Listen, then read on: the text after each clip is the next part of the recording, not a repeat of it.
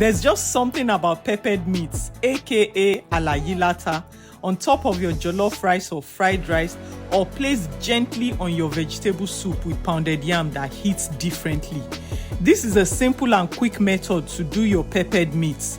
I used meat stock to flavor this, the same meat stock from the goat meat, and it was already richly seasoned with salt, spices, and paste. That's why I didn't need to add any extra spice to this.